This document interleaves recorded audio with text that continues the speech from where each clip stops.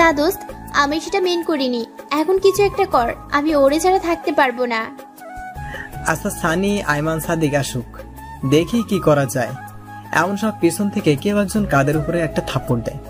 পিছনে তাকাতেই দেখি সানি। কিরে দুজনে আড্ডা দিতেছিস, অথচ একটু বললিও না? আরে না, মাত্রই আসলাম। ফারিয়াকে তোর কথা জিজ্ঞেস করে, সে বলল তুই নাকি ওয়াশরুমে গেছিস। আইমান আর সাদিয়া কই? আসছে, একটু সময় লাগবে। তোদের সাথে কিছু ইম্পর্টেন্ট কথা আছে। বল কি কথা? না, ওরাও আসুক, তারপর না হয় বলবো। আচ্ছা এখন কিছু অর্ডার দে, ক্ষুধা লাগছে। ওকে, কি খাবি? তারপর আমরা তিনজন বসে বসে আড্ডা দিচ্ছিলাম। একটু পর আয়মান আর সাদিয়া আসলো। কিরে, কোথায় গেছিলি তোরা? সরি দোস্ত, একটু বাইরে গেছিলাম। আচ্ছা বস এখানে। এবারে বল কি বলবি? ফারিয়া রিলেশনের কথা বলে দিলাম। কি তোর রিলেশন আছে, অথচ আমাদের বলিসনি? আমি এবার পুরো বিষয়টা বুঝিয়ে বলি। তো এখন কি করবি? জানি না, তোরা কিছু একটা কর। আচ্ছা টেনশন নিস না, আমরা আছি। তুই কি ফয়সালকে এখনই বিয়ে করতে পারবি? আমার তো সমস্যা নেই, কিন্তু বাসায় কি বলবো? আরে ধুর, বাসায় কেন বলবি? জাস্ট কোর্ট ম্যারেজ করবি, যাতে ফয়সাল অন্য কোথাও বিয়ে করতে না পারে। কিন্তু ওর তো বিয়ে ঠিক হয়ে গেছে। ও তোকে বিয়ে করলে তো আর ওর বিয়ে অন্য কারোর সাথে হবে না? কোর্ট ম্যারেজ তো যে কোনো সময় করা যাবে, বাট আগে ফয়সালের বিয়েটা ভাঙতে হবে। তাহলে একটা কাজ করলে কেমন হয়? কি? বিয়ের দিন রাতে ফয়সালকে নিয়ে তুই পালিয়ে যাবি, আমরা ফয়সালকে বাসা থেকে তুলে নিয়ে আসবো। শালা মাথা মোটা, ফয়সাল কি মেয়ে যে আমরা ওরা বাসা থেকে তুলে নিয়ে আসবো? অন্য কোনো উপায় বের করতে হবে। আচ্ছা দোস্ত, আর কোনো উপায় নেই? জুয়েল, কিছু বলিস না কেন? অন্য কোনো উপায় তোর জানা আছে? দোস্ত প্লিজ, থাকলে বল না। একটা উপায় আছে। কি, তাড়াতাড়ি বল। তন্নি। মানে তন্নি কি করবে? তন্নি পারবে। কিভাবে? ফয়সাল তন্নির মামাতো ভাই, সো তন্নি যদি ওর মামাকে বলে তাহলে হয়তো বিয়েটা অফ হয়ে যাবে। এন্ড আরো একটা উপায় আছে। কি সেটা? যে মেয়েটার সাথে ওর বিয়ে ঠিক হয়েছে তাকে ফয়সাল আর ফারিয়া রিলেশনের কথাগুলো বললে হয়তো সে নিজেই বিয়ে বন্ধ করে দিবে। কারেক্ট। এখন কি করবি? এই বিয়ে কবে রে? আগামী সপ্তাহে। ফয়সালকে কল দে আর মেয়েটার পুরো ডিটেলস জেনে নে, আর মেয়েটার নাম্বারও নিয়ে নে। এখন কল দেব? না, বিয়ের পরে দিস। ফকিন্নি, তাড়াতাড়ি কল দে। ফারিয়া কল দিল। তারপর অনেকক্ষণ কথা বলে মেয়েটার পুরো ডিটেলস নিল, আর নাম্বারও বাসার অ্যাড্রেসও নিল। সব নিয়েছিস? ওরে কল দিয়ে জিজ্ঞেস কর কোথায় আছি, তারপর আমরা সেখানে গিয়ে ওর সাথে কথা বলবো। ওকে, যদি জিজ্ঞেস করে আমি কি তখন কি বলবো? বলবি তুই ফয়সালের কাজিন, এখন ওর সাথে কথা বলতে চাচ্ছিস। আচ্ছা ঠিক আছে। এরপর ফারিয়া মেয়েটাকে কল দিল। কয়েকবার কল দিল কিন্তু কল রিসিভ করতেছে না। কল তো ধরতেছে না। আচ্ছা ঠিক আছে, তুই রাতে কল দিয়ে দেখা করতে বলবি, সকালে আমরা সবাই যাব। তারপর মেয়েটাকে সবকিছু বুঝিয়ে বলবো। যদি এটাতে কাজ না হয় তাহলে তন্নিকে দিয়েই করতে হবে, আর কোনো অপশন নেই। আচ্ছা বাদ দে, দোয়া কর যাতে মেয়েটাই বিয়ে বন্ধ করে দেয়। ওকে চল তাহলে।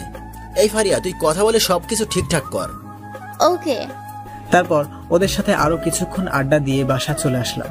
রাতে পড়তেছি, দেখি ফারিয়া কল দিছে। বলো। দোস্ত, মেয়েটার সাথে কথা বলেছি।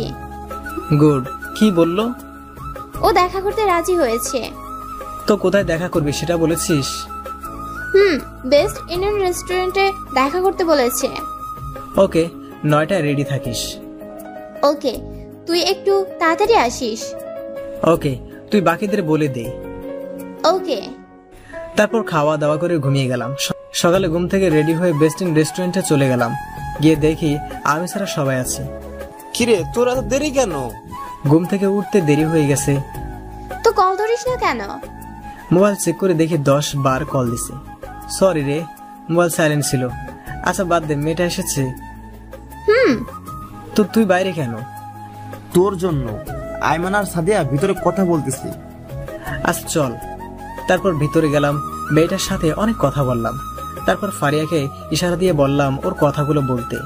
তারপর ফারিয়া ওর কথাগুলো বুঝিয়ে বলল। আমরাও সবাই একসাথে মেয়েটাকে বোঝালাম, কিন্তু মেয়েটা উল্টো রিয়াক্ট দেখিয়ে বলে, এটা কোনো ব্যাপার না, বিয়ের আগে সবারই 1-2টা প্রেম থাকে, আমারও ছিল, বিয়ের পর সব ঠিক হয়ে যাবে। মানে মানে বিয়েটা হচ্ছে, আপনি ফয়সালকে বলেছেন, পারলে আপনি অন্য কাউকে বিয়ে করে নেন। তার মানে আপনি বিয়ে করবেন? হুম। সবকিছু জানার পরও আপনি ওর মাঝে কি পেয়েছেন? দেখেন, ফয়সাল দেখতে অনেক হ্যান্ডসাম এবং ধনীও, ভালো চাকরিও করে। তো আমি কেন, আপনিও এমন ছেলে হাতছাড়া করবেন না। কিন্তু কোনো কিন্তু নয়। আপনাদের আর কোনো কথা থাকলে বলতে পারেন। না, কোনো কথা নাই, আপনি যেতে পারেন। তারপর মেয়েটা চলে গেল। এবার কি হবে? এই ন্যাকামি থামা, তন্নিকে বিয়ে করবো। কিন্তু তন্নি আমাদের কথা শুনবে না। সেদিন আমরা ফ্রেন্ডশিপ করিনি, সবাই উঠে চলে আসছি। এই জুয়েল, তুই বললেও শুনবে? সরি, শুনলে আমি বলবো না। কেন? ভুলে গেছিস ও কি কি করেছিল? এখন এগুলো বলে কোনো লাভ আছে? তোরা বল, আমি ওর সাথে কথাই বলবো না। আচ্ছা বাদ দে, তোদের কাউকে বলতে হবে না। এই কথা বলে উঠে চলে গেল। এক এক করে সবাই চলে গেল, আমি একাই বসে রইলাম। তারপর আমিও চলে গেলাম। আমি জানি ওরা সবাই আমার উপর রাগ করে আছে, কিন্তু তন্নি মেয়েটাকে একটুও তো সহ্য হয় না, আর ফ্রেন্ডশিপ তো প্রশ্নে আসে না। রাতের বেলা বসে বসে চিন্তা করতেছি কি করা যায়। মোবাইল নিয়ে এফবিতে লগ ইন করলাম। ফারিয়া অনেক দুঃখের স্ট্যাটাস দিয়েছে, সবগুলোতেই বন্ধুদের বিরুদ্ধে লেখা। স্পষ্ট দেখতে পাচ্ছি সব কথা আমাকে মিন করে বলেছে। তারপর ভাবলাম তন্নির সাথে কথা বলেই ফেলি। যেটাই হোক, ফারিয়া আমার খুব ভালো বন্ধু, আর বন্ধু তো বন্ধুর জন্যই। পরের দিন কলেজে গিয়ে অপেক্ষা করতে লাগলাম তন্নি কখন আসে। এই তো আসতেছে। তারপর তার কাছে গেলাম, ওরে পিছন থেকে ডাক দিলাম। তারপর ওর কাছে গেলাম। ও পিছন ফিরে আমাকে দেখে হা হয়ে তাকিয়ে আছে, মনে হচ্ছে এলিয়েন দেখতেছে। কি ব্যাপার মিস্টার, আপনি তো আমাদের সহ্য করতে পারেন না, তো এখন ডাকতেছেন কেন? আমি রাজি। কি রাজি? আপনাদের সাথে ফ্রেন্ডশিপ করতে। সত্যি নাকি কোনো মতলব আছে? মতলব থাকলে প্রথমেই আপনাদের সাথে ফ্রেন্ডশিপ করতাম। আচ্ছা ঠিক আছে, আজ থেকে আমরা সবাই ফ্রেন্ড। বাকিটা কোথায়? ওরা এখন আসেনি। আচ্ছা চল ওদিকে গিয়ে বসি। চলেন। ওয়েট, আবার কি হলো? তুই না আমাদের ফ্রেন্ড, হুম। তাহলে আপনি করে বলতেছিস কেন? তো কি বলবো? তুই করে বলবি সবার মতো। আচ্ছা ঠিক আছে। তারপর ওদের সাথে গাছতলায় গেলাম। সানি, আইমান, সাদিয়া, ফারিয়া সবাই আমার উপর কালকে ব্যাপারটা নিয়ে রেগে আছে, সেজন্য কাল থেকে কেউই কল দেয়নি। কলেজেও আসতেছে না। কি রে, তোর মন খারাপ? না, ঠিক আছে। আমি শুধু বসে আছি, তন্নি কখন একা হবে আর কখন আমি ওরে কথাগুলো বলবো। একটু পর লিজা বলল, এই তোরা থাক, আমি গেলাম। তোর আবার কি হলো? বাবা আজকে তাড়াতাড়ি যেতে বলেছে। ওকে যা তাহলে, এখন তুইও যাবি? না, আরো কিছুক্ষণ আছি। তারপর লিজা চলে গেল। আমি আর তন্নি চুপচাপ বসে আছি। ওর সাথে এইভাবে বসবো কখনো কল্পনাও করিনি। যেখানে সে আমাকে দেখলেই হুমকি দিত, আর সেখানে আমার সাথে বসে আড্ডা দিচ্ছে। বাস্তবতা কি থেকে কি হয় বোঝাই মুশকিল। আমার চুপ থাকা দেখে বলল, কিরে চুপচাপ বসে থাকবি নাকি কিছু বলবি? আপনার সাথে, সরি, তোর সাথে একটা কথা ছিল। তো বল, চুপ করে আছিস কেন?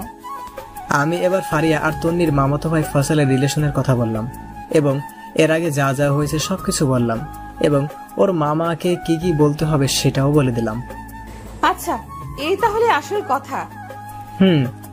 তুই সে কারণে ফ্রেন্ডশিপ করেছিস? আমি ঠিকই সন্দেহ করেছিলাম তোর ভিতরে কোনো ঘাপলা আছে। যে ছেলে আমাকে এক সেকেন্ডও সহ্য করতে পারে না, আর সে নিজে এসেছে ফ্রেন্ডশিপ করতে, আমি প্রথমেই বুঝছি। এই না, আমি এটার জন্য ফ্রেন্ডশিপ করিনি। তো কেন করলি?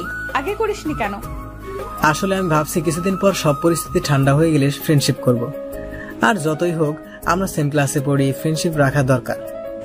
বুঝলাম। তো এখন কি করতাম? যদি তোর মামাকে বলে বিয়েটা বন্ধ করে দিতি তাহলে ভালো হতো। হাতে সময় নেই, আর কয়েকদিন পরে বিয়ে। ওকে চল। কোথায়? কোথায় আবার? মামার বাসায়। ওকে চল। তারপর ক্যাম্পাস থেকে বের হয়ে একটা রিক্সা নিয়ে ওর মামার বাসার দিকে রওনা দিলাম। কলেজ থেকে একটু দূরে ওর মামার বাসা। মেয়েটা যে এত কথা জানে, ওর সাথে না বের হলে জানতাম না। একটুবার ওর মামার বাসায় গেলাম। সে আমাকে সোফা রুম দেখিয়ে বসতে বলল, তারপর নিজে অন্য দিকে চলে গেল। আমি বসে বসে ভাবছি কাজটা হবে কিনা। তারপর তন্নি ওর মামাকে নিয়ে আমার কাছে আসলো। আমি সালাম দিলাম, বসে কিছুক্ষণ গল্প করলাম। তারপর তন্নি ফয়সালের বিয়ের ব্যাপারে বলল। কিন্তু ফয়সালের যে রিলেশন আছে সেটা বলেনি। তন্নি নিজে থেকে অনেক ভালো খুলো মিথ্যা কথা বলে প্রায় ওর মামাকে নিস্তব্ধ করে দিল। মেয়েটার বুদ্ধি দেখে আমি রীতিমতো একটা টাসকি খেলাম। তারপর ওর মামা বলল, তোরা এত কিছু কি করে জানিস? ওকে চল। কোথায় আবার? মামার বাসায়। আরে আমার ভাইয়ের বিয়ে আর আমি ভাবি সম্পর্কে একটু খবর নেব না, তা কি করে হয়? তাই খবর নিলাম। ও মামা প্লিজ, তুমি ভাইয়ের জীবনটা এভাবে নষ্ট করে দিও না। একটা মাত্র ছেলে তোমার, ওর যদি কিছু হয়ে যায় কি করবে এই টাকা সম্পদ দিয়ে? বোঝা যাচ্ছে মামা পুরাই ইমোশনাল হয়ে গেছে। বেচারা মনে হচ্ছে কেঁদেই দিবে। লিমার বাবা আমার কাছে এত বড় মিথ্যা কথা বলেছে? নিজের মেয়েকে আমার ছেলের কাছে ঝুলিয়ে দেওয়ার জন্য এসব করেছে? মামা। কিন্তু মা, আমি তো সবাইকে দাওয়াত দিয়ে দিচ্ছি। আমি এক কথার মানুষ, এখন কথার খেলাপ কি করে করি? খেলাপ কেন করব? তুমি ওই দিনই ভাইয়ার বিয়ে দাও। আরে এত তাড়াতাড়ি ওর জন্য মেয়ে কোথায় পাবো? সেটা আপনি আমাদের উপর ছেড়ে দেন। পাবে নাকি তোমরা?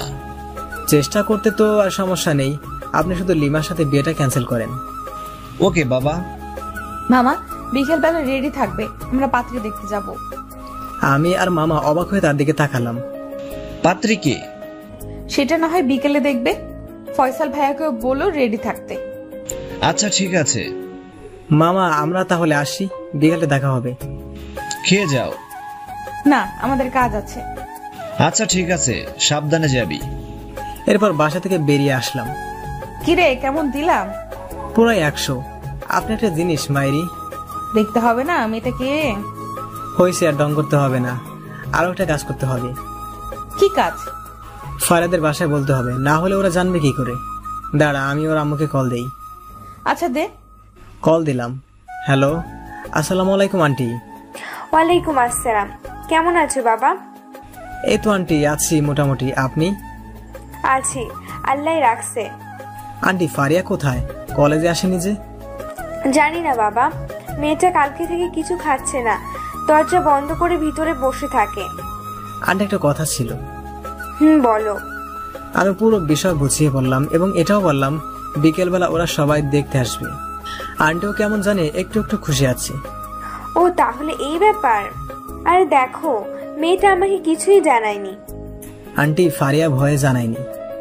ভয়ের কি আছে? আমি তো ওর মা, ওর ভালো মন্দ তো আমাকেই দেখতে হবে। আমার আর ওর বাবার প্রথমে প্রেম ছিল, তারপর বিয়ে। আন্টি, আরেকটা কথা। বলো বাবা। আমি যে আপনাকে কথাগুলো বলেছি, ফারিয়া কিছু বলবেন না, আর ফয়সাল যে ওরে দেখতে আসছে সেটাও বলবেন না। কেন বাবা? ওরে একটা সারপ্রাইজ দিব। আচ্ছা ঠিক আছে। কল কেটে দিলাম। সব ঠিক আছে? তুই তাহলে যা, দুপুরে খেয়ে রেডি হয়ে নিস। দেখা কোথায় করবি? মানে ফারিয়াকে কোথায় দেখাবি? সিজলার রেস্টুরেন্টে দেখালে কেমন হয়? যেটা ভালো বুঝিস। আচ্ছা ঠিক আছে, এখন বাসায় যা। তারপর তন্নির কাছ থেকে বিদায় নিয়ে বাসায় চলে আসলাম। আজকে কেমন যেন একটা অন্যরকম আনন্দ লাগছে। খাওয়া দাওয়া করে আমি ফারিয়ার আম্মুকে কল দিয়ে সবকিছু বলে দিলাম, কোথায় আসতে হবে সেটাও বলে দিলাম, আর বললাম সানি, আয়মানা, সাদিয়াকে সাথে করে নিয়ে আসতে। তারপর রেডি হয়ে তনিদের বাসার সামনে চলে গেলাম। কিছুক্ষণ পর সে আসলো, তারপর দুজনে ওর মামার বাসায় চলে গেলাম। সেখান থেকে সবকিছু ঠিকঠাক করে ওদেরকে সাথে নিয়ে সিজলারের চলে গেলাম। ফারিয়ার আম্মু, আব্বু, ওর বাবা, ওর মামা, আরো কয়েকজন লোক, তারপর সানি, আয়মান আর সাদিয়া সবাই আগে থেকেই এসে বসে আছে। এরপর আমরাও গেলাম। আমাকে আর তন্নিকে একসাথে দেখে সানি, আয়মান, সাদিয়া, ফারিয়া এমন ভাবে তাকালো যেন তারা আকাশ থেকে পড়ছে। আমি ওদের সাথে কোনো কথা না বলে ফয়সালের পাশে গিয়ে বসলাম। ফয়সাল আর ফারিয়া একে অন্যকে দেখে খুশিতে শেষ, বারবার আমাদের দিকে তাকাচ্ছে। তন্নি এসে আমার পাশে বসলো। আজকে একটা কালো শাড়ি পরেছে দেখে অন্যরকম একটা ভালো লাগা কাজ করতেছে। আমার এই অবস্থা দেখে সানি শুধু এপাশ ওপাশ করতেছে, মনে হয় ওর জ্বলতেছে। যাই হোক, কথাবার্তা শুরু হলো, সবাই সবার সম্পর্কে জানলো, খবর নিল। ফয়সাল আর ফারিয়াকে কথা বলার জন্য একটা রুমে পাঠিয়েছে। একটু পর দুজনে আবার রুমে আসলো। দুজনেই হেসে হ্যাঁ সূচক সম্মতি দিল। যাক, সবাই রাজি। বিয়ের তারিখটা শোনার পর ফারিয়া প্রথমে না করলেও পরে রাজি হয়ে যায়। সব ঠিকঠাক। আমি আস্তে করে উঠে বাইরের বেলকনিতে গিয়ে দাঁড়ালাম। সাদিয়া পিছনে এসে, কি রে, এখানে কি করিস? কি কিরে শালা, একা একা এত দূর? একবার বললিও না। মানে? সরি দোস্ত, আমরা না বুঝে তোর সাথে এই 2 দিন ব্যাড বিহেভ করেছি। একটু পর ফারিয়া আসলো। থ্যাঙ্কস দোস্ত, তুই না থাকলে কিছুই হতো না। আমি কারো বন্ধু না, শুধুমাত্র ব্যবহারের পাত্র মাত্র। প্লিজ এভাবে বলিস না। আমি ভাবছি তুই তন্নির সাথে কথা বলবি না, তাই তোর উপর একটু রাগ হয়েছিল। আচ্ছা, তোরা তাহলে আগে থেকে প্ল্যান করে রাখছিলি? আরে না, ওর রাগ ভাঙতেছি। আচ্ছা শোন, ওনারা চলে যাক, আমরা চল কোথাও গিয়ে বসি, একটু আড্ডা দিই, ফয়সাল ভাইয়াও থাকবে। ওকে চল। তারপর সবাই মিলে একটা কফি শপে গেলাম। সাদিয়া জিজ্ঞেস করলো, এবার বল এত কিছু কি করে করলি? তোর মাথায় বুদ্ধি আছে মাইরি? জুয়েল দোষ বলেছিলাম কি, তুই তো সাদিয়া আর আইমানকে সিস্টেম করে দিলি, এখন ফারিয়াকেও করে দিলি। এবার আমার ব্যাপারটা একটু চিন্তা কর। চুপ কর শালা, তোর কপালে প্রেম নাই। তন্নি, জুয়েল, তোমাদের অনেক ধন্যবাদ, আর তোমাদেরকেও ধন্যবাদ এত সুন্দর করে সবকিছু করার জন্য। আর এখানে ধন্যবাদের কি আছে, আপনারা হলেও তো এই কাজটাই করতেন। আচ্ছা চল উঠি, অনেক দেরি হয়ে গেছে। তারপর বাসায় চলে গেলাম। সকালে ঘুম থেকে উঠে ওর দেওয়া ঠিকানা চলে গেলাম। গিয়ে দেখি তন্নি আগে থেকেই বসে আছে।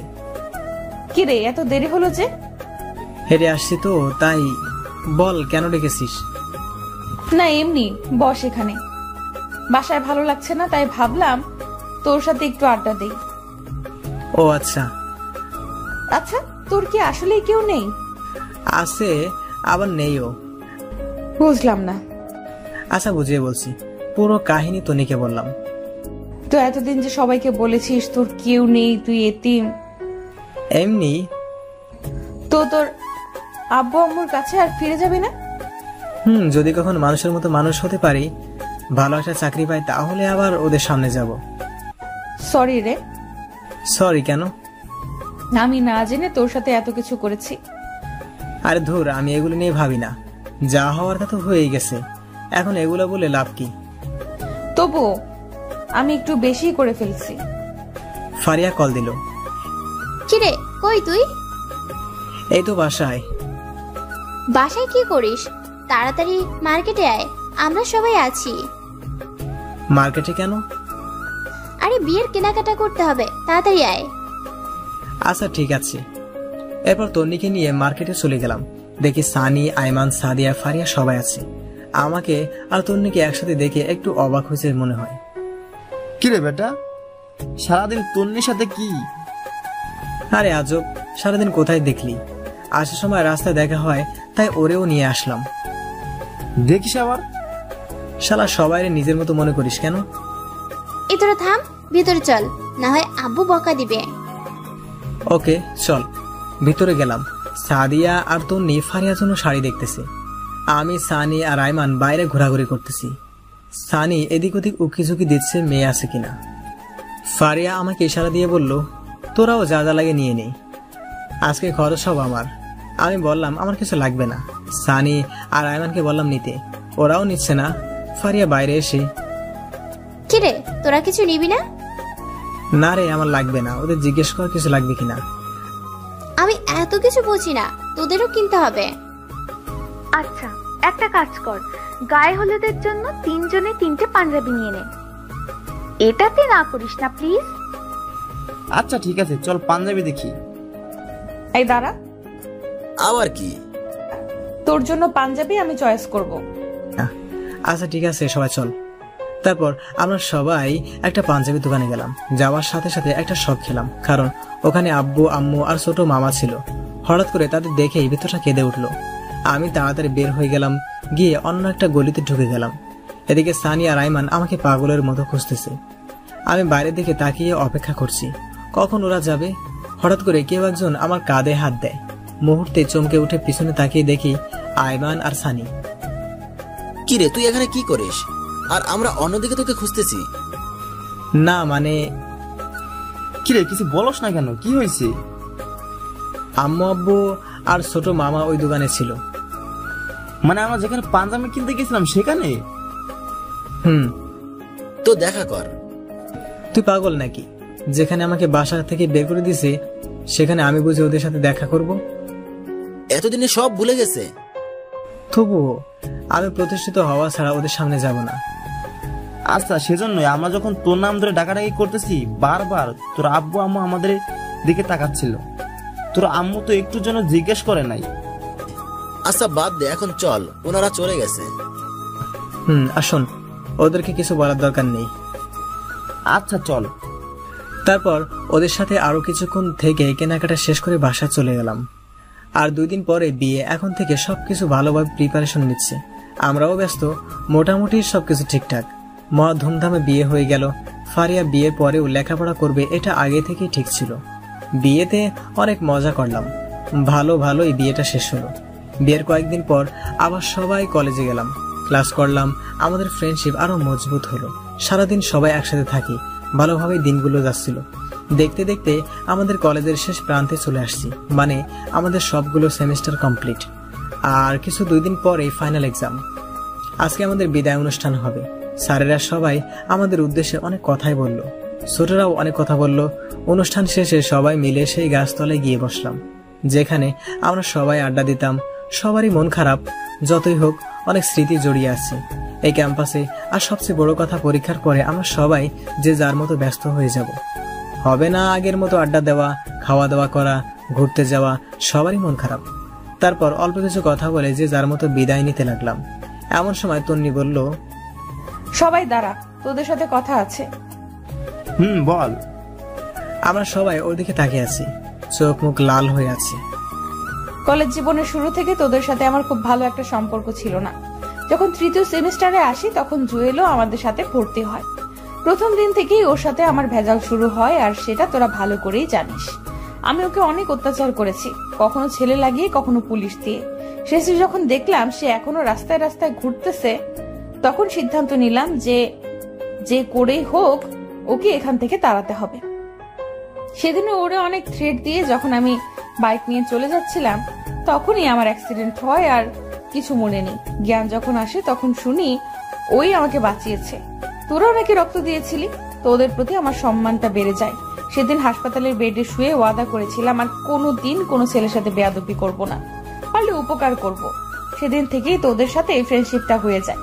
কিভাবে যে এতগুলো দিন চলে গেল আমি বুঝতেই পারিনি। এবার আসল কাহিনী বল, এটা আমরা সবাই জানি। জুয়েল, তোকে আমি ভালোবাসি, সেদিন থেকে যেদিন থেকে তুই আমাকে বাঁচিয়েছিলি। আবার এটা ভাবিস না যে বাঁচানোর জন্য ভালোবেসেছি, আমি সত্যিই মন থেকে ভালোবেসেছি। তো এতদিন বলিসনি কেন? যদি ফ্রেন্ডশিপটা নষ্ট হয়ে যায় তার ভয়। আমি আজকের দিনটার অপেক্ষায় ছিলাম। সবাই আমাদেরকে তাকালো। কি রে, তুই কিছু বলিস না কেন? আমি কি বলবো? কি বলবি মানে? তন্নি যেটা বললো সেটার উত্তর দে। মানে ক্লিয়ার করে বল। সরি, মানে আমি এসবে জড়াতে পারবো না। কেন, সমস্যা কোথায়? আছে অনেক সমস্যা। আমাকে আগে প্রতিষ্ঠিত হতে হবে, তারপর অন্য কিছু। আর তন্নি জাস্ট আমার ফ্রেন্ড, অন্য কিছু আমি কখনো কল্পনা করিনি। তো সমস্যা কোথায়? দেখছিস না আমি আর আয়মান একসাথে আছি। তোদের লাইফ আর আমার লাইফ এক না, সো আমাদের এগুলো হবে না। হবে, তুই চিন্তা করে দেখ। হবে না কারণ আমার গার্লফ্রেন্ড আছে। মানে তুই তো আমাদেরকে কিছু বলিসনি। বলার প্রয়োজন মনে করিনি, তাই বলিনি। আমার গার্লফ্রেন্ড আগেই কলেজে পড়ে। কিন্তু কোনো কিন্তু না, যা বলার আমি বলে দিয়েছি। তোরা থাক, আমি গেলাম। তারপর আমি হাঁটা দিলাম। তন্নি বারবার আমাকে ডেকেছি, কিন্তু আমি পিছনেও তাকাইনি, সোজা হাঁটা দিলাম। আসলে আমি ইচ্ছা করে করিনি, কারণ ও আমার সাথে যা যা করেছে সেগুলো একটাও আমি ভুলিনি। এবার বুঝো কেমন লাগে। আমি ওকে শারীরিক নির্যাতন করব না, মানসিকভাবেই করব।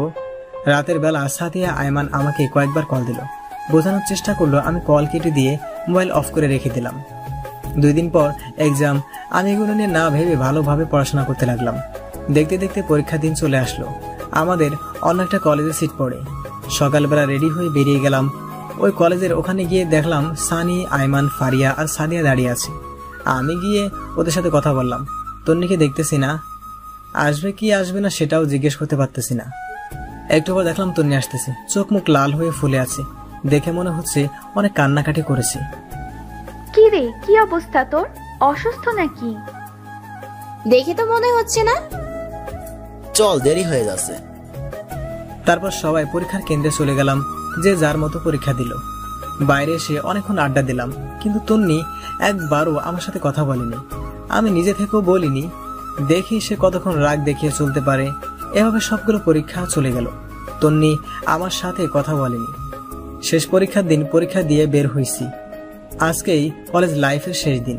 হয়তো আর ওদের সাথে খুব ভালো একটা আড্ডা দিতে পারবো না, যে যার মতো ব্যস্ত হয়ে যাব। সানি বলল, এই চল ওদিক থেকে ঘুরে আসি। আচ্ছা ঠিক আছে চল। আমি, সানি, আইমান একটু দূরে একটা রাস্তার পাশে গিয়ে বসলাম। তখন ফারিয়ারা কেউ ছিল না।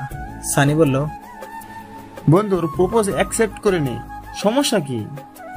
তুই কি পাগল, ভুলে গেছিস সে আমার সাথে কি কি করেছিল? সেটা তো ভুলিনি, কিন্তু সে তো এখন আমাদের খুব ভালো বন্ধু, তোরও ভালো বন্ধু। বন্ধু, কিন্তু সেটাও তোদের উপকারের জন্য করেছি। মানে? এত তাড়াতাড়ি ভুলে গেলি?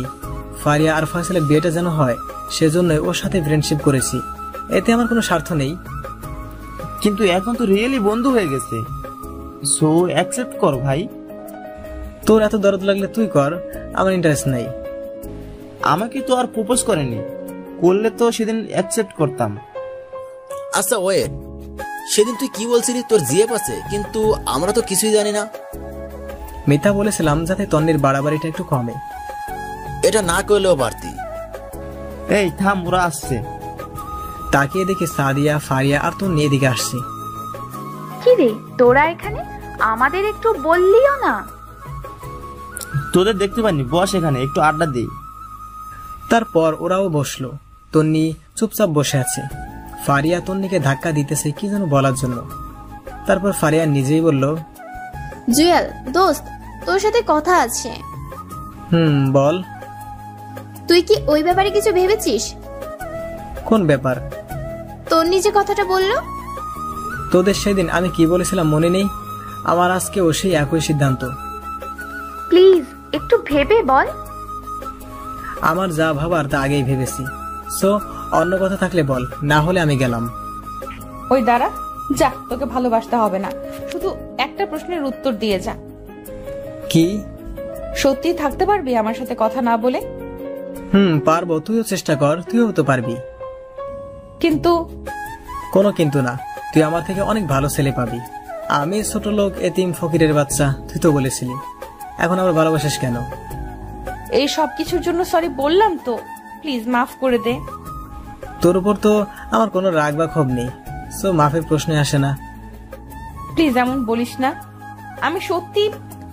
অনেক হয়েছে, এবার থাম, আমি গেলাম। তন্নি পেছন থেকে আমাকে কয়েকবার ডেকেছে, আমি তাকাইনি। বাকিরাও অনেকবার ডেকেছে, আমি না দাঁড়িয়ে চলে যাই। সেদিন আমিও অনেক কেঁদেছি। হয়তো মেয়েটাকে আমিও ভালোবেসে ফেলেছি, কিন্তু কিছু করার নাই। সে আমার সাথে যেগুলো করেছে তার ফল ওকে একটু ভোগ করতে হবে। এভাবে দিন যেতে লাগলো। সানি, আইমানের সাথে মাঝে মাঝে রাস্তায় দেখা হয়, মোবাইলে কথা হয়। ফারিয়া আর সাদিয়ার সাথে মোবাইলে কথা হয় বা অনলাইনে টুকটাক কথা হয়। তন্নির সাথে টোটালি কোনো কথা হয় না আমার। দেখতে দেখতে রেজাল্টের দিন চলে আসলো। মোবাইলে রেজাল্ট দেখে নিলাম। আলহামদুলিল্লাহ, খুব ভালো রেজাল্ট করলাম। আমাদের সবার রেজাল্ট মোটামুটি ভালো হয়, শুধু তন্নিরটা ছাড়া। সেও পাশ করেছে, বাট অন্যদের মতো না। কারণটা হয়তো আমি রেজাল্ট দেওয়ার পরপরই বিভিন্ন জায়গায় চাকরির জন্য আবেদন করতে শুরু করি। একটা কোম্পানিতে চাকরির জন্য আবেদন করি, ইন্টারভিউ দিলাম, সবকিছু ঠিকঠাক ছিল, তাই চাকরিও পেয়ে গেছি। চাকরি পাওয়ার পর ওদের সবাইকে কলেজ ক্যাম্পাসে আসতে বললাম, ট্রিট দিব। সবাই আসলো, কিন্তু তন্নি আসলো না। কিরে, তুই তো পুরোই চেঞ্জ। কই, আগের মতোই তো আছি। না মামা, আগে থেকে একটু অন্যরকম। আচ্ছা বাদ দে, তোর জব কেমন চলছে? ভালোই। তোরা ট্রাই করতেছিস নাকি? না, আমি বাবার অফিসেই করব, সাথে আমারই দুষ্টু বরটাকেও রাখবো। না, আমি বাবার অফিসেই করব, সাথে আমারই দুষ্টু বরটাকেও রাখবো। মামা, এই ভুল করিস না। সারা জীবন খোটা শুনবি যে তুই শ্বশুরের টাকা খাস। শালা কয়দিন পর ঘর জামাই করে নিয়ে যাবে, তখন কি করবি? ফারিয়া তো সেটেল। তোর জামাই কেমন আছে রে? আছেই ভালো।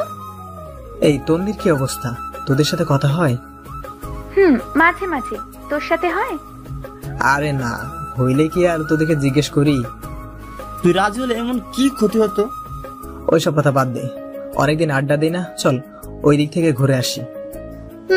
ঠিক বলেছিস, চল ঘুরে আসি। ওদের সাথে পুরো বিকাল আড্ডা দিলাম, সন্ধ্যায় বাসায় চলে গেলাম। এভাবেই দিন কাটতেছিল, ভালোই আছি। মাঝে মাঝে আম্মু আব্বুর কথা মনে ওঠে, ইচ্ছা করে তাদের কাছে ছুটে যাই। আজ সব আছে, টাকা সম্মান সবকিছু আছে, কিন্তু নেই বাবা মা। যত কিছুই করি দিন শেষে নিজেকে এতিমই মনে হয়। ইচ্ছা করছে এখনই ছুটে যাই, কোনো এক অজানা শক্তি ধরে রাখে, চাইলেও যেতে পারি না। কিছুদিন পর আমি আর আমার বস একটা গাড়ি নিয়ে একটা দরকারে অন্য একটা জায়গায় যাচ্ছি। গাড়িতে বসে বসে কথা বলতেছি, এমন সময় ড্রাইভার অনেক জোরে ব্রেক চাপলো, সাথে সাথেই একটা ধাক্কা খেলাম।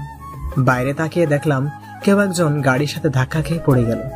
বস আমাকে বলল, জুয়েল দেখো তো বাইরে কি হয়েছে। আমি গাড়ি থেকে নেমে বাইরে গেলাম, দেখলাম একটা বৃদ্ধ লোক গাড়ির সাথে ধাক্কা খেয়ে পড়ে গেছে। আমি গিয়ে পিছন থেকে টান দিয়ে তুলতে তুলতে বললাম, সরি আঙ্কেল, ড্রাইভার ভুল করে লাগিয়ে দিয়েছে, আপনার লাগেনি। পুরোটা বলার আগেই আমি স্তব্ধ হয়ে গেলাম, কারণ লোকটা আর কেউ নয়, সেই হচ্ছে আমার বাবা। বাবাকে দেখে চোখ দিয়ে পানি ঝরতে শুরু করলো। বাবা আমার দিকে তাকিয়ে অবাক হয়ে আছে। অবাক হওয়ারই কথা, আমার বেশভূষা আগের মতো নেই। আগের জুয়েল আর এখনের জুয়েলের মধ্যে অনেক তফাৎ চলে এসেছে। আব্বু তুমি? আব্বু আমাকে জড়িয়ে ধরে কান্না শুরু করে দেয়। আমারও অঝোর ধারায় চোখের পানি আসতে থাকে, কারণ কতক্ষণ বাবাকে জড়িয়ে ধরেছিলাম মনে নেই। পেছনে কারো হাতের স্পর্শ পেয়ে পেছনে তাকাই, দেখি আমার বস, তারও চোখ ভেজা। তোর মা হাসপাতালে। কি? মায়ের কি হয়েছে? বস বলল, জুয়েল তাড়াতাড়ি গাড়িতে ওঠো, হাসপাতালে চলো। তারপর বাবা, আমি আর বস গাড়িতে উঠলাম। বাবা আমার হাত ধরে বাচ্চা ছেলেদের মতো কাঁদতেছে। একটু পর হাসপাতালে গেলাম, গিয়ে দেখি আম্মুকে স্যালাইন লাগিয়ে শুয়ে রেখেছে। কি হয়েছে আম্মুর? গত পরশুদিন স্ট্রোক করেছে। ডাক্তার কি বলছে? ভালো হতে সময় লাগবে। পেছন থেকে বস বলল, আচ্ছা জুয়েল, আমার তো সময় কম, মিটিং এ দেরি হয়ে যাচ্ছে, তুমি থাকো, আমি গেলাম, পরে কি হয় আমাকে জানিও। সরি স্যার, গেলে সমস্যা হবে না। না, আমি চালিয়ে নেব, তুমি মায়ের কাছে থাকো। ধন্যবাদ স্যার। বস চলে গেল, আমি আর বাবা হাসপাতালের বাইরে বসে আছি। আমাকে মাফ করে দিস। মানে হঠাৎ এ কথা কেন বলছো? সেদিন তোকে বাসা থেকে বের হয়ে যেতে বলেছি, সেজন্য বের হয়ে গেলি। একবারও ভাবলি না তুই ছাড়া যে আমাদের কেউ নেই? আব্বু, সেদিন তুমি পৃথিবীর সেরা কাজটি করেছো।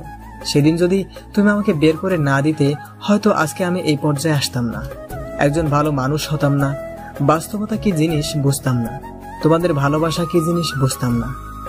তুই জানিস, তুই চলে যাওয়ার পর তোর মা আর আমি তোকে কত খুঁজেছি। তোর জন্যই তো তোর মা অসুস্থ হয়ে গেছে, দিন নেই রাত নেই শুধু কান্নাকাটি করতো। আমিও তোমাদের অনেক মিস করেছি বাবা। বাবা আমাকে আবারও জড়িয়ে ধরে কান্না করতে লাগলো। কিছুক্ষণ পর একটা ডক্টর বাইরে এসে বলল, আমার জ্ঞান এসেছে, ভিতরে যেতে পারবো। আমি আর বাবা তাড়াতাড়ি ভিতরে গেলাম। এক অজানা আনন্দ বিরাজ করছে, কত বছর পর আম্মুকে দেখব। ভিতরে গেলাম, আম্মু আমাকে দেখে রীতিমতো অবাক হয়ে গেল, হওয়ারই কথা। আম্মু আমার দিকে নির্বাক হয়ে তাকিয়ে আছে। আম্মুকে দেখে আমার পুরো শরীরের লোম দাঁড়িয়ে গেল, কি থেকে কি হয়ে গেল। আম্মুর এই অবস্থা দেখে গাল বেয়ে পানি পড়তে লাগলো। আম্মুর কাছে যেতেই আমাকে ধরে কান্নাকাটি শুরু করে দিল। আমিও শক্ত করে ধরলাম, এখন কেমন আছো? তুই আছিস এখন, আমি ভালো না থেকে পারি? বল, আর কোনোদিন ছেড়ে যাবি না তো? না গিয়ে কোনো উপায় আছে? আমার তো থাকার জায়গা নেই। বাবা আমার কাঁধে হাত রেখে বলে, প্লিজ বাবা, আমাকে আর লজ্জা দিস না। আরে কি বলো এসব? তুমি যেটা করেছো একদম ঠিক করেছো। তাহলে এ কথা বললি কেন? আজ থেকে বাইরে কোথাও থাকতে পারবি না, তোর ঘরে তুই থাকবি। মায়ের দিকে তাকিয়ে দেখি সে অসহায় দৃষ্টিতে আমার দিকে তাকিয়ে আছে, তাই আর না করিনি। তারপর আমি, আব্বু, আম্মু নিজেদের বাসায় চলে গেলাম। আম্মু আমার পুরনো জিনিসপত্র সবগুলো সে আগের মতোই গুছিয়ে রেখেছে। বিকেলবেলা আমি আবার বাসায় চলে আসলাম, চলতি মাসের বেতন দিয়ে দিলাম। তারপর সবগুলো মালামাল বাসায় নিয়ে গেলাম। পরের দিন যথারীতি অফিসে চলে গেলাম। বসকে সবকিছু বললাম, তিনিও খুশি হলেন। বিকেলবেলা বাসায় গেলাম, দেখে আম্মু আমার রুমে বসে আছে। আমি যাওয়ার পর ফ্রেশ হলাম। তারপর আম্মুর সাথে বসে কথা বলতে শুরু করলাম। বাসা থেকে বের হওয়ার পর থেকে এখন পর্যন্ত যা যা হয়েছে সব বললাম, তন্নির কথাও বললাম। তুই আমাকে একটা সত্যি কথা বলবি? কি কথা? তুই কি তন্নিকে ভালোবাসিস? হয়তো ওর জন্য সবসময় শূন্যতা অনুভব করি। কেন? ওর কি বিয়ে হয়েছে? মনে হয় না, হলে অন্তত পক্ষে একবার হলেও জানতে পারতাম। ওর বাসার ঠিকানা বা মোবাইল নাম্বার আছে? ওয়েট, তুমি এগুলো দিয়ে কি করবে? কিছু না। আচ্ছা শোন, তোর জন্য একটা মেয়ে দেখেছি। মানে? কথা নেই বার্তা নেই, হঠাৎ করে কিসের মেয়ে দেখছো? বাসায় সারাদিন আমি একা, আমারও তো কথা বলার মতো কাউকে দরকার নাকি? আর একটা নাতি নাতনি থাকলে তো কথাই নাই। পুরো বাসা সব সময় গরম থাকবে। লাগবে না গরমের, আমি এত তাড়াতাড়ি বিয়ে করতে পারবো না। তাহলে আমি মারা যাওয়ার পর করিস? ধুর, এগুলো বলো কেন, ভাল লাগে না। আচ্ছা, তন্নির মায়ের নাম্বারটা দে তো। কেন? আরে আমার ছেলেকে সে নিজের ছেলের মতো দেখেছে, আদর করেছে, তার সাথে একটু কথা না বললেই নয়। ওকে, উল্টাপাল্টা কিছু বলবে না আবার। আরে না, তুই নাম্বারটা দে। তারপরেই তন্নির মায়ের নাম্বার দিয়ে আমি বাইরে চলে গেলাম। আম্মু মনে হয় কথা বলেছে। রাতের বেলায় বাসায় আসলাম। কি রে, কোথায় ছিলি? এই তো বাইরে গিয়েছিলাম। তোর অফিস কয়টা বাজে? 9টায়। কেন? সকালে আমাকে আর তোর বাবাকে একটু তন্নিদের বাসায় দিয়ে আসতে পারবি? ওই বাসায় গিয়ে কি করবি? তন্নির মা নাকি অনেক অসুস্থ, একটু দেখে আসবো। আচ্ছা ঠিক আছে। তারপর খাওয়া দাওয়া করে ঘুমিয়ে গেলাম। সকালে ঘুম থেকে উঠে আব্বু আম্মুকে নিয়ে তন্নিদের বাসার সামনে গেলাম। আমি ওনাদের ভিতরে পাঠিয়ে দিয়ে আবার অফিসে চলে গেলাম। সারাদিন কাজ করে সানি আর আইমানের সাথে বিকেলবেলা আড্ডা দিয়ে বাসায় আসলাম। এসে ফ্রেশ হয়ে রুমে বসে একটা বই পড়তেছি। আম্মু রুমে আসলো। কি রে, কি করিস? কিছু না, বই পড়ছি। কিছু বলবে? তোর বিয়ে। কি? আমার বিয়ে মানে? তোর বিয়ে ঠিক করছি। মানে কি? আমাকে জিজ্ঞেস করলে না? মেয়েটাকে কোথায় থাকে, কি করে, সেটাও বললা না, সোজা বিয়ে ঠিক করে ফেললা। তোকে জিজ্ঞেস করার কি আছে? আমার ছেলের বউ কে হবে সেটা আমি ঠিক করব। কিন্তু মেয়েটা কে সেটা তো বলবে। তোর বান্ধবী। বান্ধবী মানে? কার কথা বলতেছো? তন্নি, ওর সাথেই তোর বিয়ে ঠিক করেছি। কি? তন্নির সাথে মানে? কেন, ওরে তোর ভালো লাগে না? আচ্ছা ঠিক আছে, না করে দিচ্ছি। আরে ধুর, তোমারে আমি একবারও বলছি না করতে। তো কি করতাম? ও ভালো কথা, তুই যে পাত্র সেটা তন্নিকে বলতে নিষেধ করেছি। তো কি বলেছো? আসল কথা ওর বাবা মাকে বলেছি, ওরাও রাজি, কিন্তু বলেছি তোর কথা যাতে না বলে, অন্য ছেলের কথা বলতে। কিন্তু কেন? সারপ্রাইজ। বাহ, তোমার মাথায় বুদ্ধি আছে। দেখতে হবে না মাটা কার। আচ্ছা খেতে আয়। তারপর খাওয়া দাওয়া করে ঘুমাতে গেলাম, কিন্তু খুশির ঠেলায় ঘুম আসছে না। যাই হোক, মনটা ফ্রেশ হয়ে গেল। তন্নিকেও বিশাল একটা সারপ্রাইজ দেওয়া হবে। এইভাবে কিছুদিন চলে গেল। শুক্রবারে সকালবেলা সাদিয়া কল দিল। কি রে ফক্কিনি, ভুলে গেলি নাকি? আরে না, বল কেমন আছিস? এই তো আছি আগের মতোই। তোর কি অবস্থা? আলহামদুলিল্লাহ ভালো।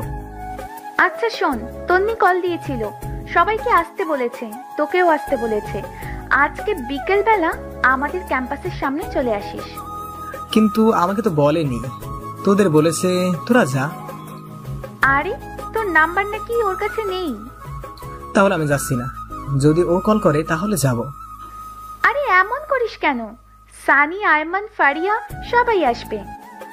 আসুক, বাট আমি আসবো না যদি ও কল না করে। আচ্ছা ঠিক আছে, আমি ওরে তোর নাম্বার দিচ্ছি। ওকে। কল কেটে বসে বসে খেলা দেখতেছি। কিছুক্ষণ পর একটা অপরিচিত নাম্বার থেকে কল আসে। আমি বুঝে গেলাম তন্নি হবে। কয়েকবার রিং পড়ার পর ধরলাম। হ্যালো, কে? আমি। আরে আজব তো, আমিটা কি? আমি তন্নি। কোন তন্নি? নাচের ভান ধরলাম। কোন তন্নি মানে? কলেজে। ও বল, কি হয়েছে? কল কেন দিছস? কেন, কল দিলে সমস্যা নাকি? অবশ্যই সমস্যা। আমার বউ অপরিচিত কারোর সাথে কথা বলতে না করেছে। তো বল কি হয়েছে? তন্নি চুপ করে আছি। ও যে রেগে আগুন হয়ে আছে সেটা আমি খুব ভালো করেই জানি। বিকেলে কলেজের সামনে আসিস, তোর সাথে কথা আছে। চেষ্টা করব। কলটা কেটে দিয়ে হাসতে লাগলাম। যাই হোক, দুপুরের খাওয়া দাওয়া করে খুব ভালোভাবে রেডি হলাম। অনেকদিন পর ওদের সাথে দেখা হবে। বিকেলবেলা সানি কল দিয়ে বলল ওরা সবাই চলে এসেছে। আমি ইচ্ছা করে একটু দেরি করে গেলাম। যাওয়ার পর দেখি সবাই আছে। তন্নি আমাকে দেখে অন্যদিকে তাকিয়ে আছে। কি রে হারামের দল, কি অবস্থা তোদের? শালা এত দেরি কেন? আরে বাসায় কাজ ছিল। ওকে চল। একটু দূরে একটা ব্রিজের পাশে গিয়ে বসলাম। সবাই মিলে হাসাহাসি করতেছি, বাট তন্নি চুপচাপ বসে আছে। একটু পর, তো এবার বল কি এমন কথা যে আমাদের সবাইকে একসাথে করলি? তন্নি ব্যাগ থেকে কিছু কার্ড বের করলো। আমি দেখেই বুঝছি বিয়ের কার্ড। সবার আগে একটা কার্ড আমাকে দিল, তারপর একে একে সবাইকে দিল। তারপর বলল, এই মাসের শেষে আমার বিয়ে, তোদের দাওয়াত রইল, আশা করি সবাই আসবি। সবাই একসাথে কনগ্রাচুলেশন জানালো। আমি চুপচাপ কার্ডটা দিয়ে বাতাস করতেছি। আরে দোষ, তাহলে বিয়েটা করেই ফেললি? কি করব, এখন তোর বসে থাকার সময় না, আর কত ওয়েট করব। বাবা মা অনেক চাপ দিচ্ছে, ছেলেও নাকি ভালো চাকরি করে, তাই রাজি হয়ে গেলাম। তুই না কাকে যেন ভালোবাসতি? তোরে আমি বলেছি আমি কাউকে ভালোবাসি না? মানে হইছে, আর মানে মানে করিস না। এই, তুই কখন করবি? কে? আমি? হুম, আমি তো করে ফেলছি আরো আগে। সবাই আমাদেরকে অবাক হয়ে থাকায়। আরে এত অবাক হওয়ার কিছু নাই, সত্যি করে ফেলেছি। কই, আমাদের তো কিছু বললি না। বলার প্রয়োজন মনে করিনি, তাই বলিনি। তুই এখনো আমাদের পর ভাবিস? আরে না, হুট করে হয়ে গেছে তাই বলার সময় পাইনি। খেয়াল করে দেখলাম তন্নি রেগে লাল হয়েছে। আমার কথা শুনে আরো রেগে গেছে। চোখের মধ্যে পানি টলমল করতেছে। দেখে মনে হচ্ছে একটু পর কান্না করে দিবে। তারপর তন্নি বলল, আচ্ছা তোরা থাক, আমি গেলাম, বাসায় কাজ আছে। আরে কি বলিস, কতদিন পর দেখা হলো, একটু আড্ডা দিয়ে যা। না রে, অনেক কাজ, তোরা বিয়েতে অবশ্যই আসবি। তারপর বিদায় নিয়ে চলে গেল। আমি ওর চলে যাওয়ার দিকে এক দৃষ্টিতে তাকিয়ে আছি। সানি আমাকে টোকা দিয়ে বলে, বন্ধু, চেয়ে থেকে লাভ নেই, সে এখন অন্য কারো। সেদিন যদি অ্যাকসেপ্ট করতি তাহলে হয়তো বিয়েটা তোর সাথেই হতো। শালা বেশি বোঝে, এবার বুঝো কেমন লাগে। ওদের কথা শুনে আমি হাসি থামিয়ে রাখতে পারলাম না, অনেক জোরে হাসলাম। না, তোদের কথা শুনে। কিরে, তুই হাসিস কেন? পাগল হয়ে গেলি নাকি? তুই পুরাই গেছস। শোন, আমি যে কথাগুলো এখন তোদের বলবো সেগুলো শুনলে তোরাও হাসবি এন্ড অবাক হবি। ও রিয়েলি? তো বল, কি এমন কথা যেগুলো শুনলে আমরাও অবাক হয়ে যাব? তারপর আমি পুরো ঘটনা ওদের সাথে শেয়ার করলাম। বাবা মায়ের সাথে দেখা হওয়া থেকে আজ পর্যন্ত সবকিছু বললাম। তার মানে বিয়েটা তোর সাথেই হচ্ছে? কার্ডটা খুলে দেখ, কার নাম লেখা। তোরে তো ডাবল কংগ্রাচুলেশন। তো তুই ওরে কিছু বলিস না কেন? সারপ্রাইজ, তোরাও কিছু বলিস না। তুই এক জিনিস মাইরি। চল, এখন ট্রিট দিবি। আচ্ছা ঠিক আছে, চল। এই ওয়েট, তোর আবার কি হলো? তন্নি মনে হয় রাগের মাথায় বিয়েটা করতেছে। কেমনে বুঝলি? ও তো নিজেই বললো নিজে থেকে বিয়ে করছে। আরে পাগলের দল, কার সাথে বিয়ে হচ্ছে সেটাই তো জানেন না, নামটাও দেখেনি। ঠিক বলেছিস, কেমন যেন শুকিয়ে গেছে। ওই হারামিরা, ওরে নিয়ে এত কথা বলিস কেন? জানিস না ও আমার হবু বউ? ওরে আমার ভালোবাসারে, বেশি কথা বললে এখন তন্দিরে সব বলে দেব। আচ্ছা সরি, এখন কিছু বলিস না, সময় মতো সব বলিস। আচ্ছা, ও তো এখন তোর বউ হবে, তবুও কেন কষ্ট দিতেছিস? কলেজের দিনগুলোর কথা ভুলে গেলি? এখন এগুলো মাথায় নিয়ে ঘুরিস? না ঘুরে কোনো উপায় আছে? যখন একা থাকি ওর অত্যাচারের কথা মনে পড়ে। আচ্ছা এগুলো বাদ দে, বিয়ের পর সারাদিন তো আদরের উপর রাখবা, তখন তো অত্যাচার করবা না। এই যে আইমান যেমন সাদিয়ারে আদর করতেছে, সাদিয়াও করতেছে, কি একটা লাক্সারিয়াস লাইফ। উফ। সবাই একসাথে সানিকে থাপড়ানো শুরু করলাম। হারামি, তুই কোনোদিন মানুষ হবি না। ও আচ্ছা, তুইও তো ফয়সালকে আদর করতেছিস। শালার কি পুরা কপাল নিয়ে দুনিয়াতে আইছি কে জানে। তোর কপালে বউ নাই। এভাবে অনেক মজা করলাম, আনন্দ করে রাতের বেলায় বাসায় চলে গেলাম। খুব ভালো একটা দিন কাটলো। দেখতে দেখতে বিয়ের তারিখ চলে আসলো। ফারিয়া আর সাদিয়া তন্নির সাথে শপিং করতে গেল। সানি আর আইমান আমার সাথে আছে। আমরা দূরে দূরে রয়েছি যাতে ভুলেও তন্নি কিছু জানতে না পারে। শপিং শেষে বের হচ্ছি, এমন সময় গেটে তাকাতে একটা টাসকি খেলাম। দেখলাম তন্নিও বের হচ্ছে। আমি সানি আর আইমান ইশারা দিয়ে লুকিয়ে যেতে বললাম। তারপর ওরা চলে যাওয়ার পর আমরা বের হলাম। বাসায় গেলাম, সবকিছু নতুন করে সাজাচ্ছে। আস্তে আস্তে বিয়ের পুরো প্রিপারেশন নেওয়া হচ্ছে। আব্বু আর আম্মু সবাইকে দাওয়াত দিয়ে আসলো, আমিও মোটামুটি ব্যস্ত, এটা ওটা করছি। দেখতে দেখতে বিয়ের দিন খুব কাছে চলে আসলো। গায়ে হলুদের আগের দিন সানি, আইমান, সাদিয়া, ফারিয়াকে আমি কল দিয়ে দিঘির পাড়ে আসতে বললাম। বিকেল বেলা ওরা আসলো। কিরে, কি অবস্থা? এই তো মোটামুটি, তোরা কেমন আছিস? আমরাও ভালো। আচ্ছা বল, কেন ডেকেছিস? আসলে কিভাবে কি করতে হবে তোরা যদি বলে দিতি তাহলে ভালো হতো। আমি তো এর আগে কখনো বিয়ে করিনি, তাই কোনো অভিজ্ঞতা নেই। তুই যেভাবে বলছিস মনে হয় আমাদের অনেক অভিজ্ঞতা আছে। আরে ধুর, সেটা না, এমনি বললাম। আচ্ছা শোন, একে একে সবাই অনেক পরামর্শ দিল। আসলে আপনি যতই চালাক হন না কেন, নিজের কোনো বিশেষ কাজে আপনি বোকা হয়ে যাবেন, কিছুই আপনার মাথায় আসবে না। যাই হোক, ওদের সাথে আরো অনেক কথা বললাম। ফারিয়া বলল, আচ্ছা একটা জিনিস তো আমার মাথায় আসছে না। কি? কালকে তো তোদের দুজনেরই গায়ে হলুদ, তো আমরা দুইজন দুই জায়গায় কিভাবে থাকবো? সিম্পল, ছেলেদের বাসায় হলুদ অনেক রাত করে হয়। তোরা তন্নির গায়ে হলুদ দিয়ে আমার সাথে আমার বাসা চলে আসবি। আমার সাথে মানে তুইও যাবি নাকি? আমারেও তো দাওয়াত দিছি। হারামি, তুই এক জিনিস মাইরি, তোর কাজ নেই। সবকিছু গুছিয়ে যাব। কিন্তু এই চুপ থাক, সবসময় কিন্তু কিন্তু করিস কেন? এই কুত্তা, আমি তোর সাথে কথা বলছি নাকি? আইমান, তোমার জানুকে নিষেধ করো, না হলে মাথার উপর তুলে আস্তে করে ছেড়ে দিব। এই হারামির দল, চুপ থাক, এমনিতে অনেক টেনশনে আছি। আচ্ছা কালকে কয়টায় যাবি? তুই আর সাদিয়া বিকেলে চলে যাবি, আমি আর সানি আর আইমান রাতে যাব। আচ্ছা ঠিক আছে, এখন যাই তাহলে।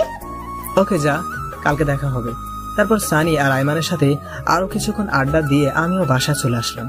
পরের দিন মানে হলুদের দিন সকাল থেকে সবকিছু সাজাতে শুরু করলো।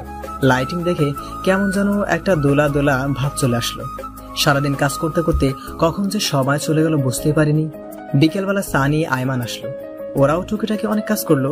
রাত 10টায় ফারিয়া কল দিল। কে আসবি না? আসতেছি। তাড়াতাড়ি আয়, তোদের তিন্নি খুঁজছে। ওয়েট, আসছি। রেডি হয়ে বাইক বের করে যে বাইরে আসলাম তখনই আম্মার আগমন। কি রে, কই যাস তুই? তোমার বৌমাকে গায়ে হলুদ দিয়ে আসতেছি। কি, নিজের গায়ে হলুদের খবর নাই? উনি যাচ্ছে বউয়ের গায়ে হলুদ মাখ, যা বাসায় যা। আরে ধমকাও কেন, যাবো আর আসবো। তোর বাবা দেখলে চিল্লাচিল্লি করবে।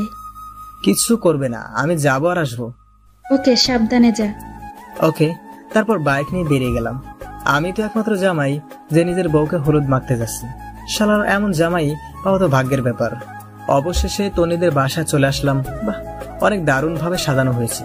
আমি ভিতরে গেলাম, তন্নির বাবা মা আমাকে দেখে অবাক হয়ে গেল। আসলে হওয়ারই কথা, হলুদের দিন জামাই বউয়ের ভালোবাসায়। আমি সালাম করলাম, ওনারা হাসতেছে, হয়তো ওনারা বুঝে গেছে আমি কেন এসেছি। ভিতরে গেলাম, দেখলাম তন্নিকে সাজাচ্ছে। আমাদের দেখে ফারিয়া আর সাদিয়া বাইরে আসলো। কি রে, এত দেরি কেন? আরে বলিস না, আম্মু আসতে দিচ্ছিল না। তো পরে কেমনে আসলি? তো কথা বলেছি, সাথে সাথেই ছেড়ে দিয়েছে। এই কুত্তা বিলাই, তুই সব সময় আমার পিছে লাগিস কেন? হায় রে আল্লাহ, আজকেও তোরা ঝগড়া করবি? আচ্ছা জুয়েল শোন। বল। তিন্নি বলেছে তুই আসলে ওর সাথে পার্সোনাল কথা বলতে। তুই ছাদে যা, আমি তিন্নিকে পাঠিয়ে দিচ্ছি। আমার সাথে আবার কিসের কথা? আরে আজব, না শুনলে বুঝবি কেমনে কি কথা। আচ্ছা ঠিক আছে, আমি ছাদে যাচ্ছি। আমরাও আসবো নাকি? তোরা গিয়ে কি চুল ছিড়বি? যা গিয়ে দেখ বাপুচি ঠিক মতো কাজ করছে কিনা, না হলে গিয়ে পেঁয়াজ রসুনের খোসা ওঠা। ওদের কথা শুনে আমি হাসতে হাসতে ছাদে গেলাম। অনেকক্ষণ ধরে বসে আছি, তন্নি আসছে না। এই তো আসছে, বাহ, আজকে ওরে একদম অন্যরকম লাগছে। আবারও ক্রাশ খেলাম। এই আমি কার বিয়ে করতেছি ভাবতেই কাতুকুতু লাগতেছে। তন্নি এমনিতে অনেক সুন্দর, তার উপর আজকে বিয়ের সাজে সেজেছি। পরনের শাড়ি দেখে মাথা নষ্ট লাগতেছে।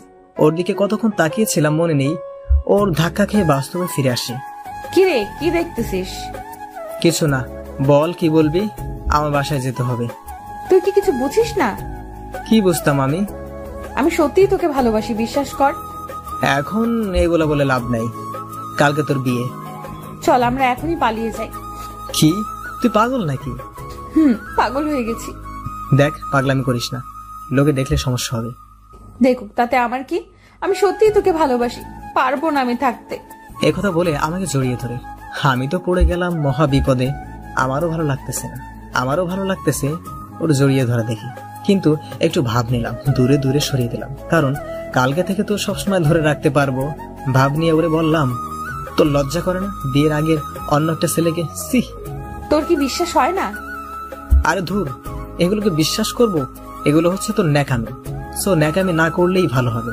আমি নিচে যাচ্ছি, তুই এই চোখ মুখ ঠিক করে নিচে আয়, তুই এই চোখ মুখ ঠিক করে নিচে আয়। বাহ, ফকিন্নি আসলেই আমাকে ভালোবাসে। এবার বুঝো জুয়েল কি জিনিস। অনেক তো জ্বালাইছিল আমারে, দেখো এখন কেমন লাগে।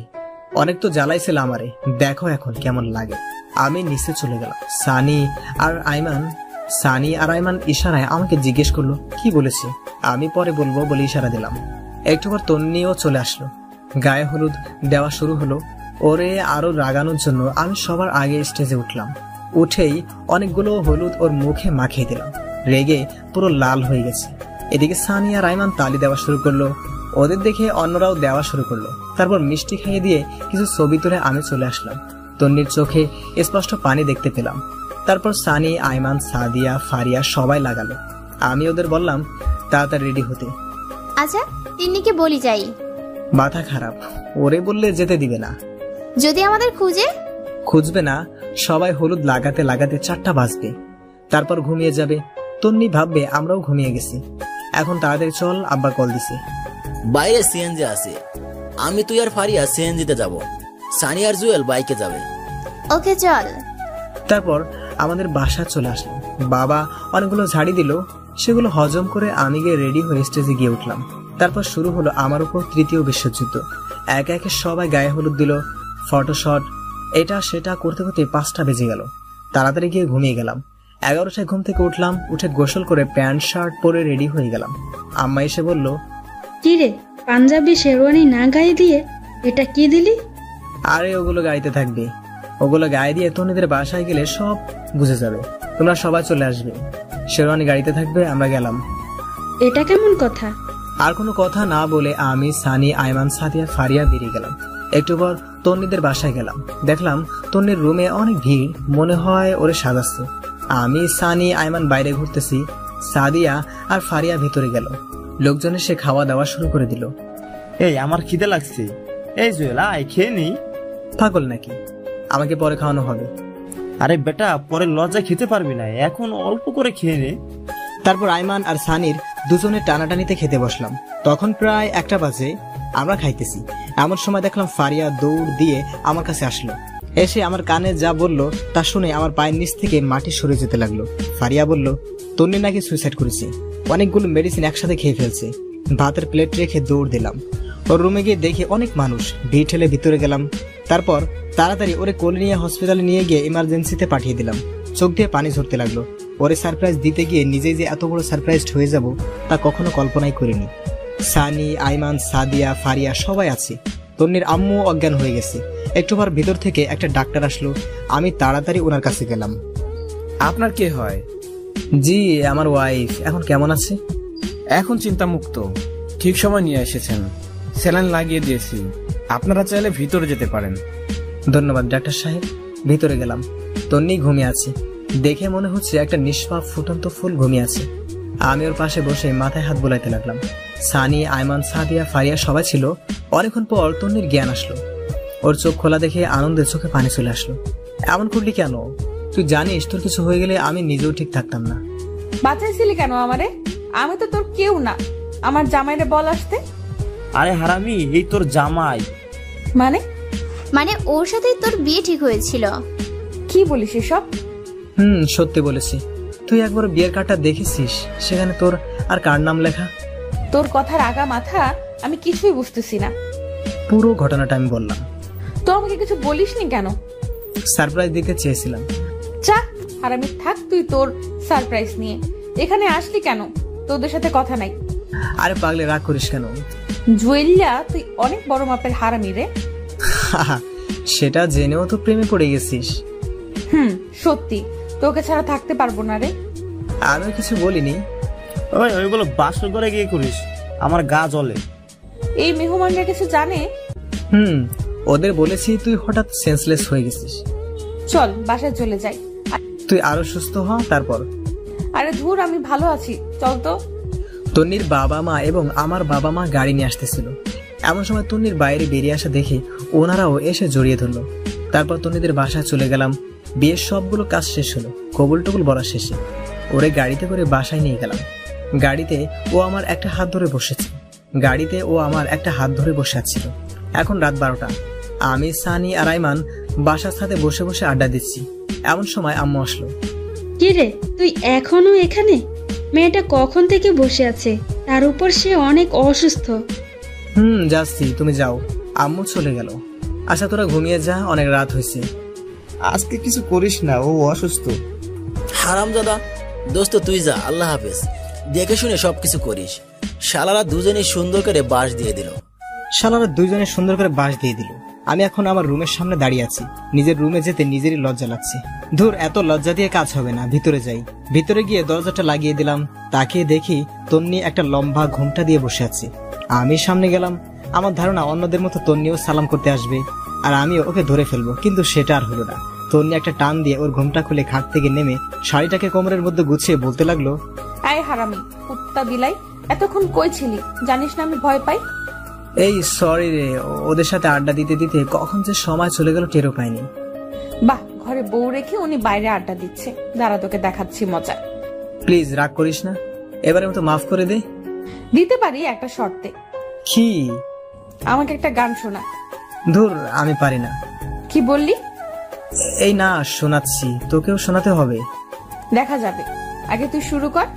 তুমি দিও না গো বাসর ঘরের বাতি নিভাইয়া, বলতে দিল না। আই হারামি, এটা কোনো গান হলো? সুন্দর গান গা। ধুর, আমি পারি না, তুই একটা শোনা।